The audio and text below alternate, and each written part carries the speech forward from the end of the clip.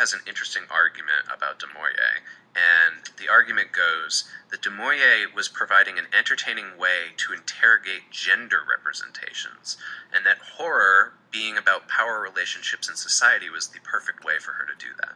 So women in horror, at least until then, had either been passive and vulnerable victims, or they were depicted as femme fatales that threatened the boundaries of the home and of relationships, okay? Now, one claim about horror is that the pleasure that we get from it, so the pleasurable terror of M.R. James, is when the narrative provides closure, and that the horror itself is destroyed or contained. Again, so the idea that, you dispel the horror before you go back out into the real world. This reestablishes the familiar for us, and when the horror is disrupted, our security of self and place can return. But female writers of horror are unlikely to want to represent their own gender as being either monstrous or somehow, naive, and they're not going to want to celebrate a return to a male-empowered status quo. So Du Maurier herself, she wrote her stories between World War I and World War II. That's arguably an era of conservative gender roles in England. Now, in Don't Look Now and other stories, she seems to be undermining the conservative vision of the role of the husband and the father, and the story deconstructs this. Now, Whisker argues, actually, if you've seen Rogue's film, it is a feminist interpretation of Little Red Riding Hood.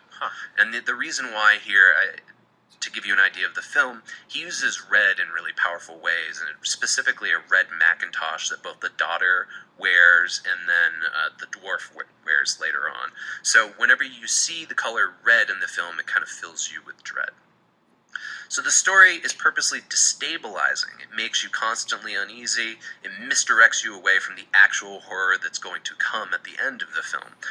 For example, when the story opens and we're very first introduced to the old lady twins, they're described jokingly by John as male twins in drag who are definitely murderers. He's joking around with his wife during dinner, basically. And when they meet the twins, they actually introduce themselves. The seer says, "Oh, hey, your daughter's ghost is sitting safely between you."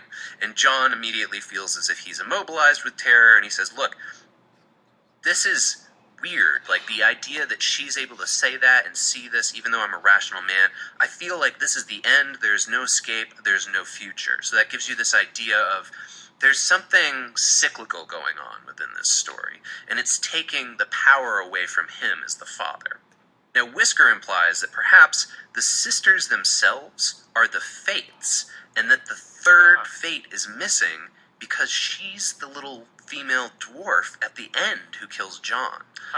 That, I've seen this movie probably, 5 or 6 times and read the story. Never occurred to me, but it's an interesting interpretation for sure. So, throughout the story, John reassures his wife, "Look, Venice is totally safe. You don't need to be worried," because she starts worrying about these killings that are going on around the town. He says, "Look, let's just stick to logic. I'm going to deny the supernatural. It doesn't exist." He rejects her feminine intuition of her emotions, and he tries to reestablish his sort of paternal fantasy of control, which, honestly, he probably lost a little bit of when his daughter died. So when he sees this little girl in the hood running around Venice, he wants to rescue her. He wants to reattain that. And instead of needing protection, the hooded girl turns out to be the monster who ultimately kills him. So you can see there, Du Maurier is doing the psychological here. She's taking pretty much all of M.R. James' tropes, but she's turning them against the Jamesian idea of the ghost story to examine gender roles. So I thought that was an interesting take on the European subgenre of ghost story. She's doing something different with it. She's using horror to its ends to sort of expose something about culture and society, and at the same time fill you with pleasing terror, as James would call it.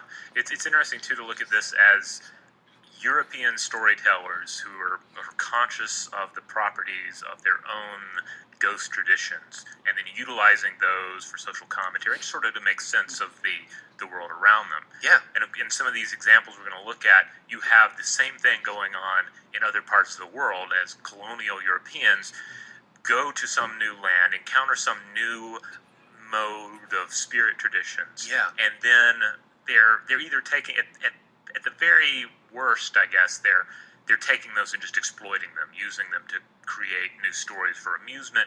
But in the better scenarios, I think they're trying to understand what they've gotten themselves into, what's going on in this collision of cultures. Yeah, we're going to see that time and again throughout the rest of the episode. That's why I wanted to put Europe up at the top here, so we could sort of see. It's a little conservative and stodgy, but it has its own rule set, essentially. It would be interesting to see how M.R. James' idea of the ghost story plays out across other cultures. All right, well, on that note, let's head on to Asia. All right, so I'm imagining we've got like a big map of the world, and our little plane is following a dotted line from Venice to where? Hong Kong? Well, when we first sort of agreed to the outline for this episode, I thought, oh well, there's so many wonderful Chinese ghost stories, or there's so many wonderful Japanese ghost stories, or hey, Thailand has a rich tradition of hauntings and ghosts. Yeah. But instead, I find that we are going to wind up in Mongolia. Oh, okay. Yeah. Okay. All right, and it will involve Chinese ghosts, but we're in Mongolia. So we all have cultural perceptions of haunted houses, right? And as such, we have our own cultural haunted house attractions, haunted attractions as they're called, that speak to these expectations. Here in Atlanta, we have an amazing one in the form of Netherworld. When I was a kid in rural Tennessee, there was one called Scaremare that we all called Prayer Mare, because it was hosted by a local church. Oh, was it a hell house? It was like a Hell House light, like a lower budget. Like they didn't have they didn't have the budget for a lot of really heavy, religious overtones. Yeah, but they were there. Probably explain what that is to our audience, huh? So a hell house is a thing that's unique here in America, I think to the southeast too. That is a version of a haunted house attraction, but it is heavily religious based. Mm-hmm. And the idea is that as you go through the room, you will see like what the punishments of hell will be like if you continue to commit sins, and then at the end you're hopefully saved. Yeah, there's a wonderful documentary about this called Hell House. Yeah, it's quite good. So Prayer Mare, or Scaremare, that I went to, it was a little lower budget, but at the end you would exit into a tent, and this preacher would preach at you. Right, yeah. So various cultural expectations are playing into that as well. I do want to point out, though, that I believe there are some Buddhist oriented hell houses of a kind. Oh, yeah. That you'll find in Asia as well. Have you seen that movie, The Houses That October Built? No. It's an okay found footage horror movie about people going around to various haunted attractions trying to find the scariest one, and then, of course, whatever they find ends up being real. Are they just traveling around in the U.S. or? It's in the U.S. Yeah, they're in like a Winnebago. In fact, there's a sequel coming out in like a month. Oh, okay.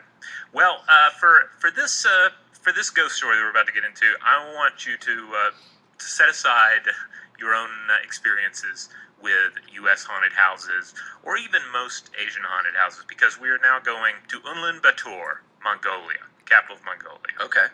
Now, imagine yourself in Mongolia. You look up at this billboard for a haunted